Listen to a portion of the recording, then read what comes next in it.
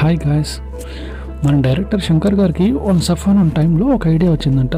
ఆ థాట్ ఏంటంటే భారతీయుల్లో తాత గారిని, ఆ తర్వాత శివాజీలో రజనీ గారిని, ఆ తర్వాత ఒకే ఒకళ్ళు అర్జున్ గారిని ఒకే మూవీలో చేయాలని ఒక ఐడియా వచ్చిందంట. ఈ ఐడియానేమో తన అసిస్టెంట్లు కన్నా చెప్తే కన్నా వాళ్ళేమో ఒకలా చూసారంట. ఆ తర్వాత ఎందుకో నేను ఈ థాట్లో మనకి ఎన్నో ఐడియాలు వస్తుంటాయి కదా, దాంట్లో ఇది ఒక ఐడియా కూడా ఇది సెట్ అవుదేమో అనుకుని వదిలేశారంట.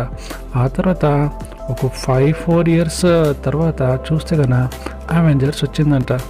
అప్పుడు అనిపించిందంట ఆయనకి, అరో మన థాట్ని మనం వేస్ట్ చేసాము, అది వెంటనే మనం అప్పుడే మనం ఏమైనా ఒక యాక్షన్ తీసుకుంటే ఇప్పటికి మనం ఒక సక్సెస్ ఏదైనా ఒకటి చూసిండే వాళ్ళము అని అనుకున్నారంట.